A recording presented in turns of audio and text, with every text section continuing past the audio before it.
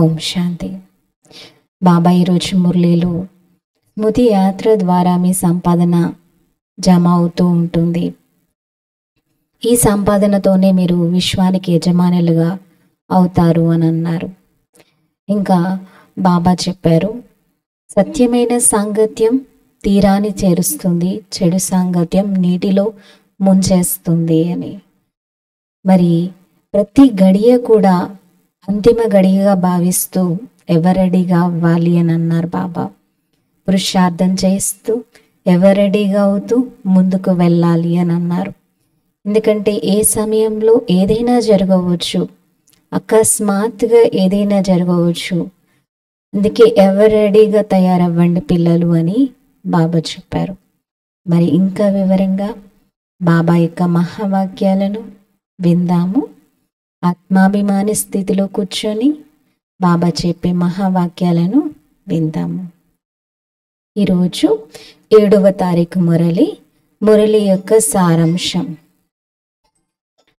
मीठे बच्चे, याद की यात्रा से ही तुम्हारी कमाई जमा होती है। तुम घाटे से फायदे में आते हो, विश्व के मालिक बनते हो. మధురమైన పిల్లలు, స్మృతి యాత్ర ద్వారానే మీ సంపాదన జమ అవుతుంది. మీరు నష్టం నుండి లాభంలోకి వస్తారు, విశ్వానికి అధిపతులుగా అవుతారు.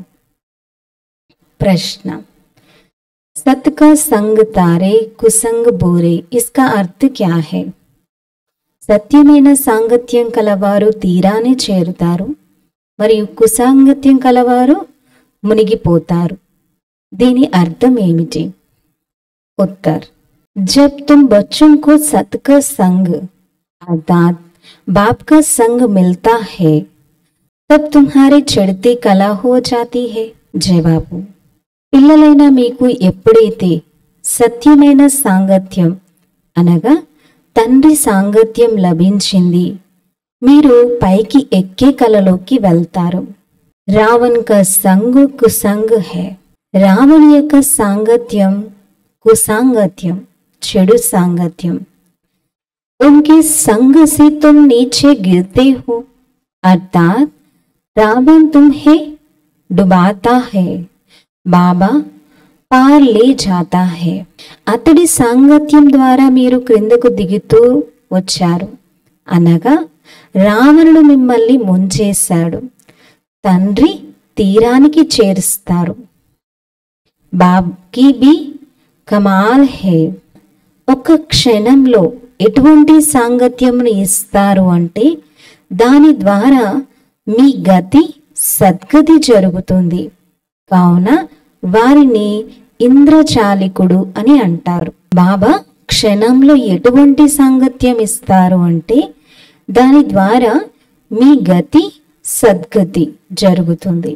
కావున వారిని ఇంద్రచాలికుడు అని అంటారు. ఓం శాంతి.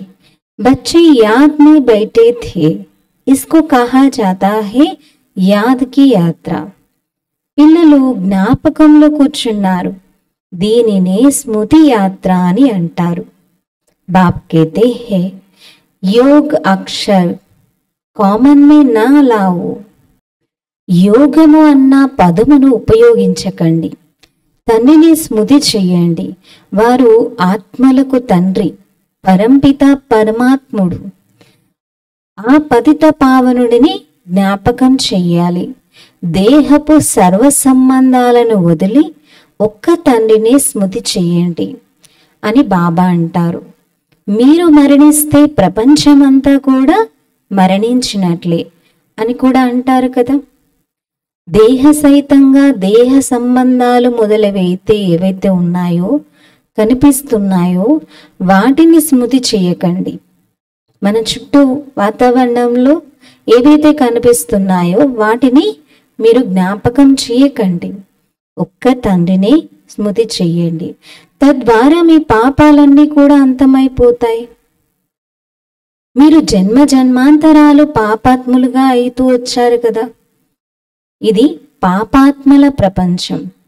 సత్యయుగంను పుణ్యాత్మల ప్రపంచము అని అంటారు. ఇప్పుడు పాపాలన్నీ అంతమై పుణ్యం ఎలా జమ అవుతుంది? తండ్రి స్మృతి ద్వారానే జమ అవుతుంది. ఎప్పుడైతే మనం బాబాని జ్ఞాపకం చేస్తామో అప్పుడు మన శిరస్సు పైన ఉన్న పాపాలన్నీ సమాప్తమై మన పుణ్య ఖాతా అనేది జమ అవుతూ ఉంటుంది. ఆత్మలో మనస్సు బుద్ధి ఉన్నాయి కదా, కావున ఆత్మ బుద్ధి ద్వారా స్మృతి చెయ్యాలి. మీ మిత్ర సంబంధికులు మొదలైన వారెవరైతే ఉన్నారో వారందరినీ మర్చిపోండి. వారంతా ఒకరికొకరు దుఃఖమును ఇస్తూనే ఉంటారు అని తండ్రి అర్థం చేయిస్తారు. పిల్లలకు అనంతమైన స్వర్గమునిచ్చి అనగా స్వర్గాధిపతులుగా తయారు చేసే వారు బాబా ఒక్కరే. పిల్లలకు అనంతమైన స్వర్గమునిచ్చి అనగా స్వర్గాధిపతులుగా తయారు చేసిన ఆ తండ్రినే సర్వవ్యాపి అనేశారు. ఇది ఒక పాఠశాల. చదువుకునేందుకు మీరు ఇక్కడకు వచ్చారు. ఈ లక్ష్మీనారాయణలుగా అవ్వడం మీ లక్ష్యం. ఇంకెవరు ఈ విధంగా అనలేరు. ఇప్పుడు మనం పవిత్రంగా ఈ పవిత్ర ప్రపంచానికి అధిపతులుగా అవ్వాలని మీకు తెలుసు. మనమే విశ్వాధిపతులుగా ఉండేవారిమి. పూర్తి 5000 సంవత్సరాలు గడిచాయి. దేవీ దేవతలు విశ్వాధిపతులు కదా. అది ఎంతటి ఉన్నతమైన పదవి. తప్పకుండా ఆ విధంగా తండ్రియే తయారు చేస్తారు కదా. బాబాయే వారిని అంత ఉన్నతంగా తయారు చేశారు కదా. తప్పకుండా ఆ విధంగా తండ్రియే తయారు చేశారు కదా. తండ్రిని పరమాత్మ అని అంటారు. వారి యథార్థమైన నామం శివ. ఆ తర్వాత ఎన్నో పేర్లను పెట్టేశారు. ముంబైలో బబుల్నాథ్ యొక్క మందిరం కూడా ఉంది. అనగా ముళ్ళ అడవిని పూదోటగా వారు తయారు చేస్తారు అని. లేకపోతే నిజానికి వారి యొక్క యథార్థ నామం ఒక్క శివయే. వీరిలోకి ప్రవేశించక కూడా వారికి శివ అన్న పేరే ఉంటుంది. బాబా బ్రహ్మ శరీరంలోకి ప్రవేశించాక కూడా బాబా పేరుని మారదు. బాబా పేరు శివయే. మీరు ఈ బ్రహ్మను స్మృతి చేయకూడదు. ఇతడు దేహదారి. మీరు విదేహి అయిన తండ్రిని జ్ఞాపకం చెయ్యాలి. మీ ఆత్మ పతితంగా అయింది. దాన్ని పావనంగా తయారు చేయాలి.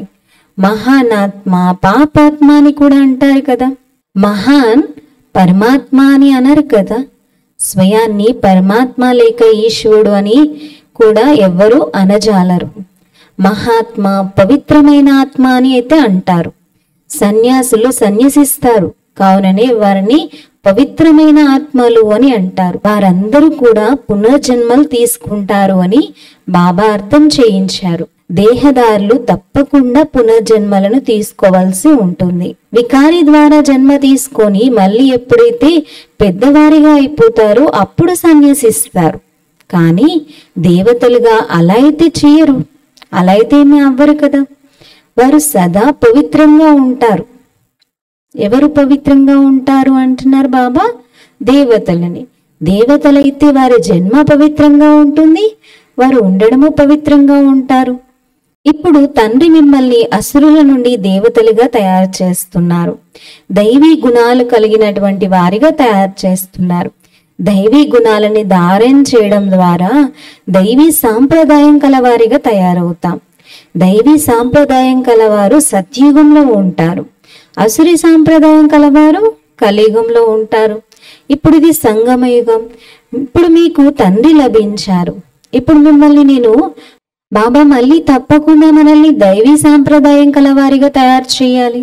దైవీ సాంప్రదాయం కలవారిగా అయ్యేందుకు మీరు ఇక్కడకు వచ్చారు. దైవీ సాంప్రదాయం వారికి అపారమైన సుఖం ఉంది.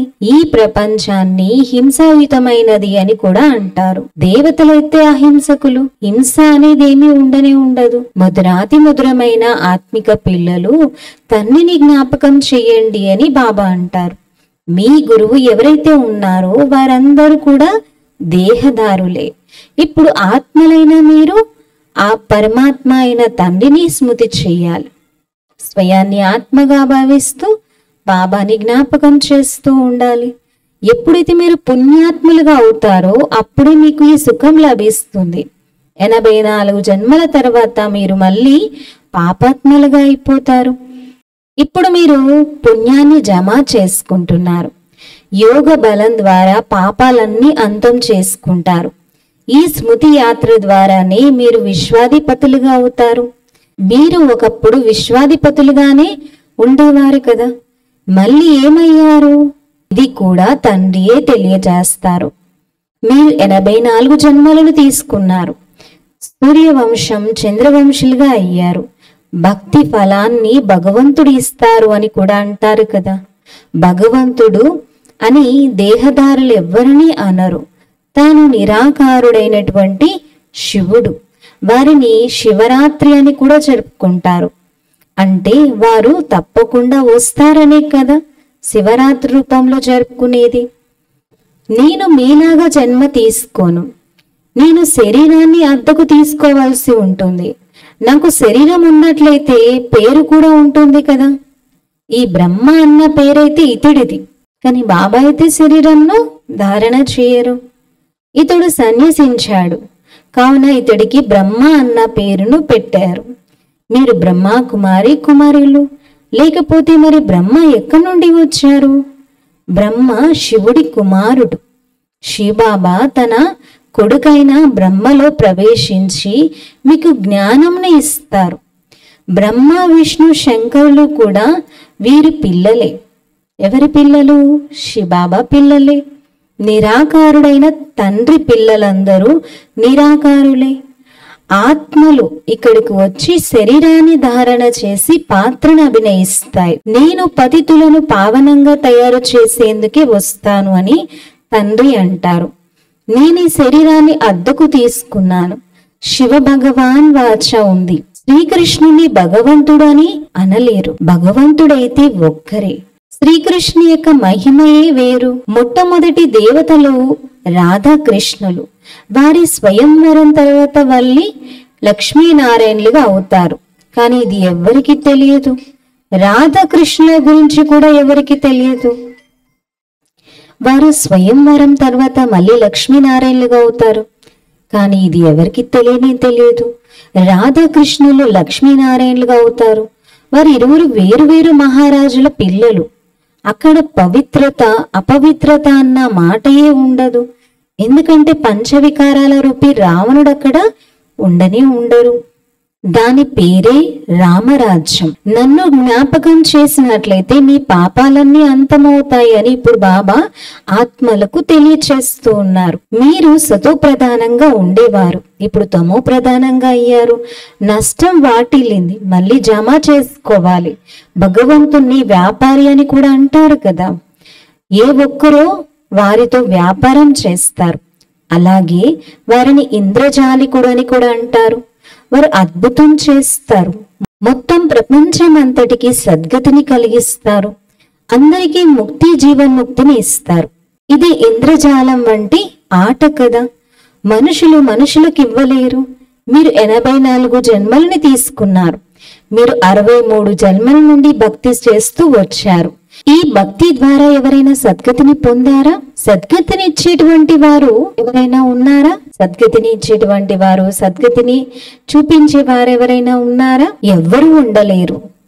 ఒక్కరు కూడా తిరిగి వెళ్ళలేరు. అనంతమైన తండ్రియే వచ్చి అందరినీ తిరిగి తీసుకొని వెళ్తారు. కలియుగంలో లెక్కలేనంత మంది రాజులు ఉన్నారు. అక్కడ కొద్ది మంది మాత్రమే రాజ్యం చేస్తారు. మిగిలిన ఆత్మలందరూ ముక్తిలోకి వెళ్ళిపోతారు. మీరు ముక్తిధామం గుండా జీవన్ముక్తిలోకి వస్తారు. చక్రం తిరుగుతూ ఉంటుంది. ఇప్పుడు ఆత్మలైన మీరు ఈ సృష్టి చక్రపు యొక్క జ్ఞానంను తెలుసుకున్నారు. సృష్టి చక్రపు రచయిత మరియు రచనల ఆది మధ్యాంతాలను దర్శనం కలిగింది.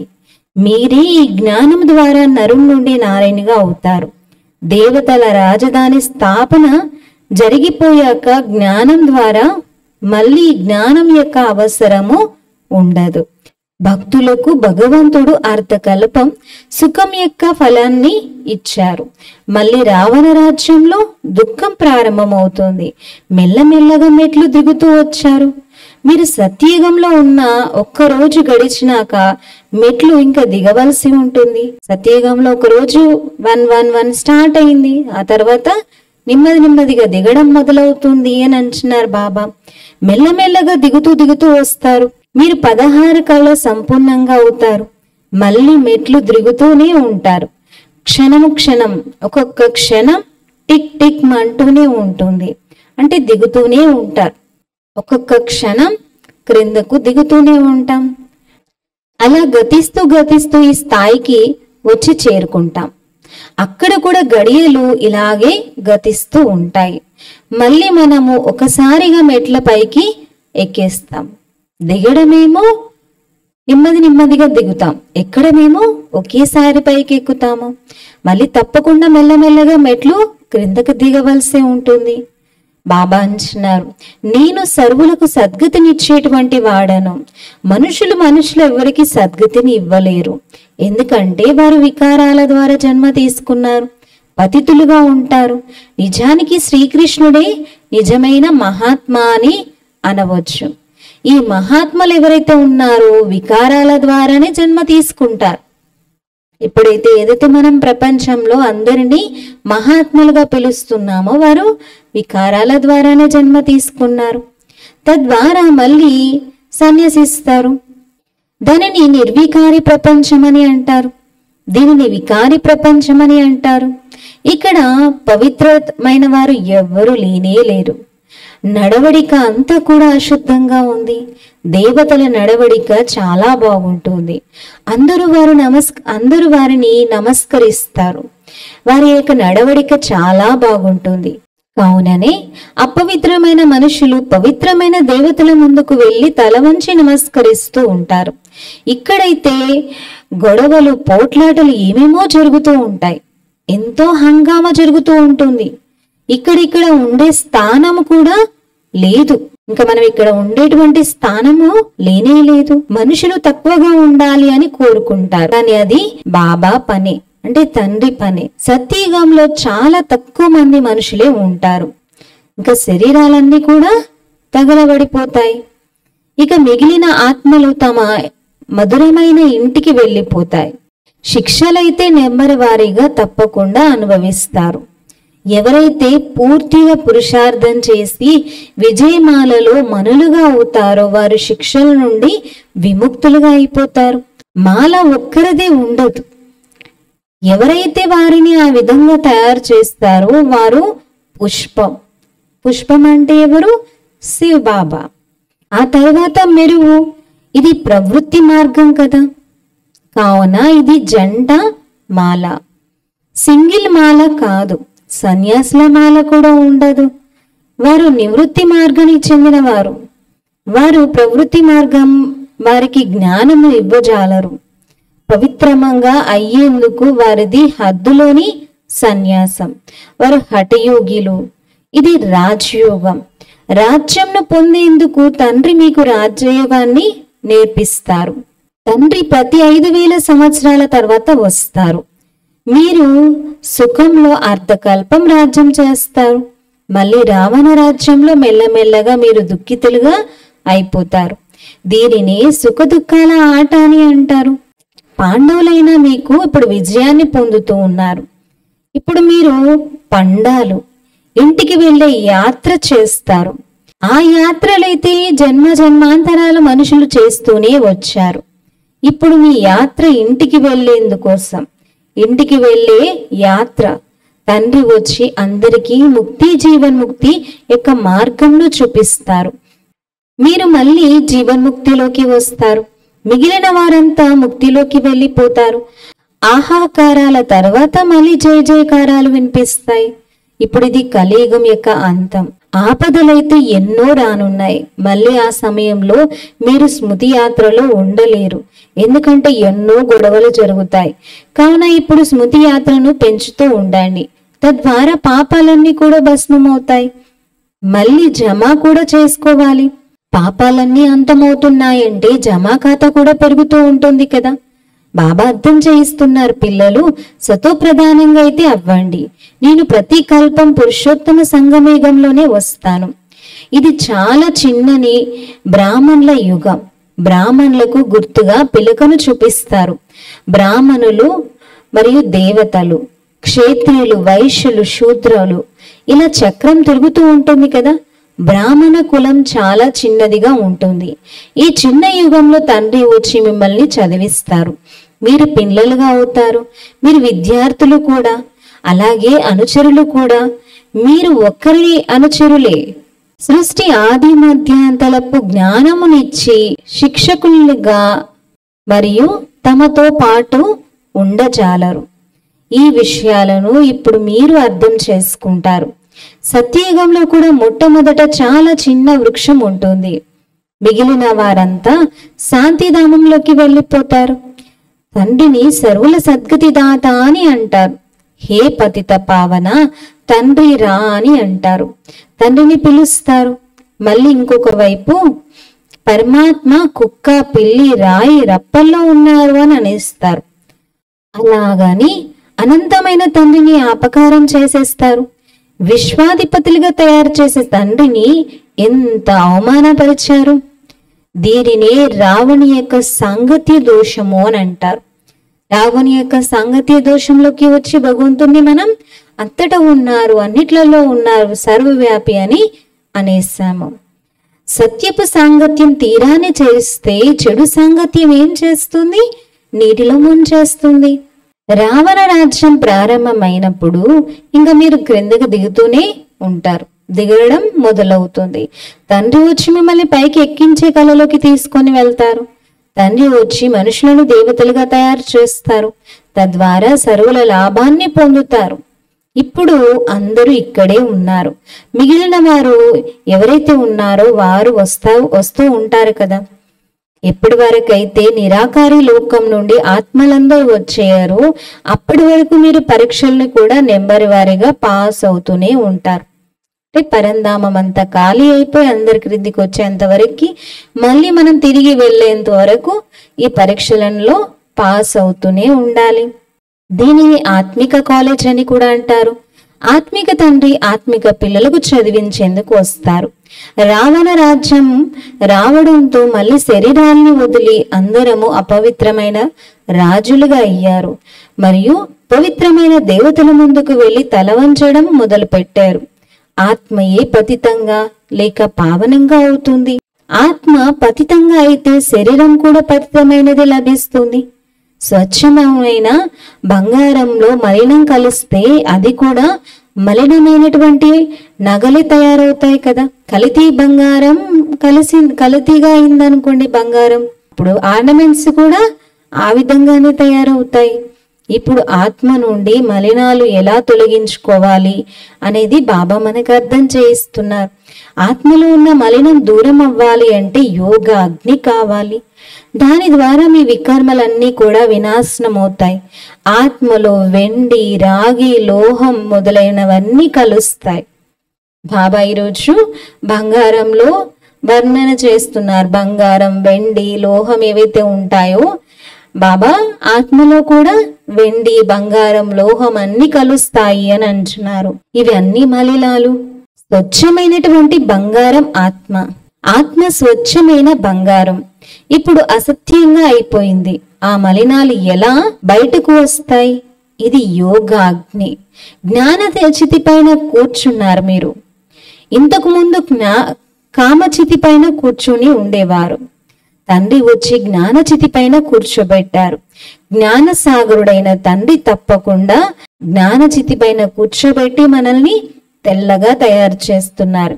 ఇది బాబా తప్ప ఇంకెవ్వరు చేయరు. జ్ఞానచితి పైన కూర్చోబెట్టడం. మనుషులు భక్తి మార్గంలో ఎన్నో పూజలు చేస్తూ ఉంటారు, కానీ వారికి ఎవరి గురించి ఏమీ తెలియదు. ఇప్పుడు మీరు అందరినీ తెలుసుకున్నారు. మీరందరూ దేవతలుగా అవుతారు. దాంతో మళ్ళీ పూజ యొక్క విషయం కూడా సమాప్తమైపోతుంది. ఎప్పుడైతే రావణ రాజ్యం ప్రారంభమవుతుందో అప్పుడు ఇక భక్తి అనేది ఏమవుతుంది? ప్రారంభమవుతుంది. అప్పటి నుండి ఇంకా క్రిందకి దిగడం, దుఃఖితులుగా అవ్వడం, అపవిత్రులుగా అవ్వడం మొదలవ్వడం జరుగుతుంది. अच्छा, मीठे मीठे सिकलते बच्चों प्रति मात पिता बाप दादा का याद प्यार और गुड मॉर्निंग रूहानी बाप की रूहानी बच्चों को नमस्ते। हम रूहानी बच्चों की रूहानी बाप दादा को याद प्यार गुड मॉर्निंग और नमस्ते। मेरा बाबा मीठा बाबा प्यारा बाबा शुक्रिया बाबा। धारण कोरकु फर्स्ट पॉइंट सजाओं से मुक्त होने के लिए विजय माला का दान बनने का पुरुषार्थ करना है। रूहानी पंडा बन सबको शांति धाम घर की यात्रा करानी है।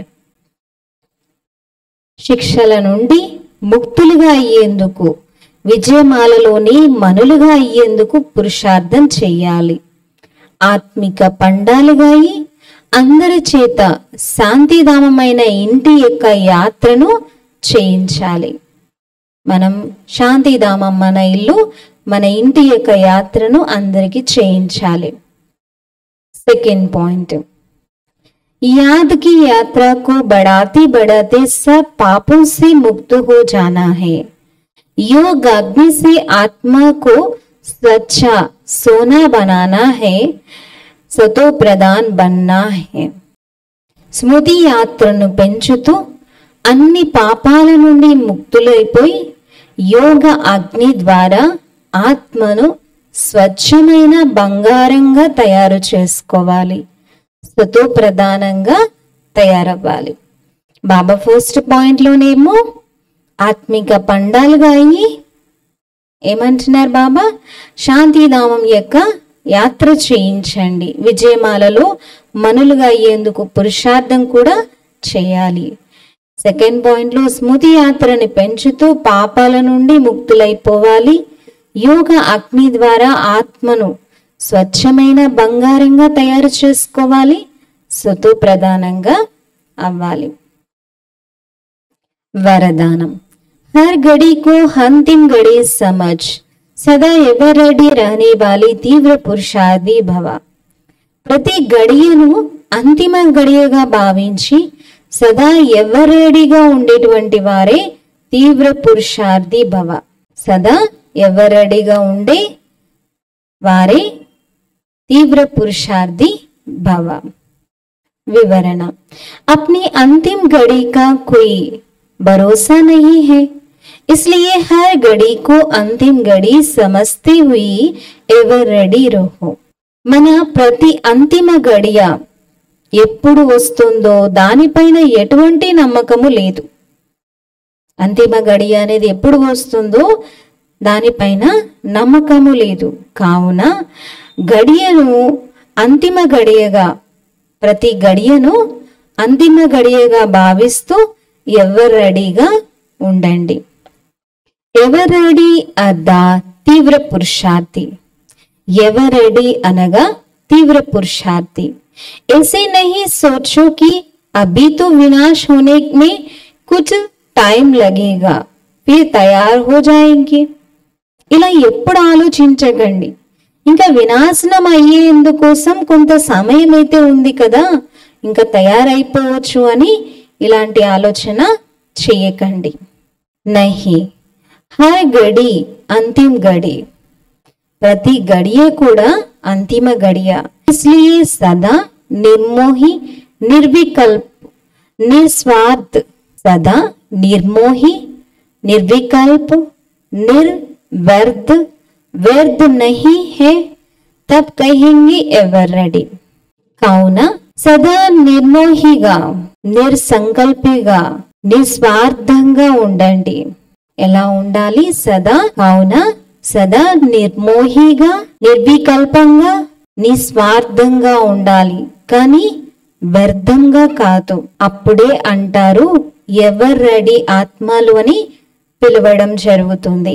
कोई भी कार्य रहे हुए हो लेकिन अपना स्थिति सदा उपराम हो, जो होगा वो अच्छा होगा. ఏ కార్యం మిగిలి ఉన్నా కానీ మీ స్థితి సదా అతీతంగా ఉండాలి. ఏం జరిగినా కానీ అది మన మంచి కోసమే. ఏం జరుగుతుందో అది మన మంచి కోసమే అనుకోవాలి. స్లోగన్, अपने हाथों में ला उठाना भी क्रोध का अंश है. తమ చేతుల్లోకి లాను తీసుకోవడం కూడా క్రోధం యొక్క అంశమే. తమ చేతుల్లోకి లా నియమంను తీసుకోవడం కూడా క్రోధం యొక్క అంశమే. ఈ రోజటి స్వమానం, నేను తీవ్ర పురుషార్థి ఆత్మను. నేను తీవ్ర పురుషార్థి ఆత్మను.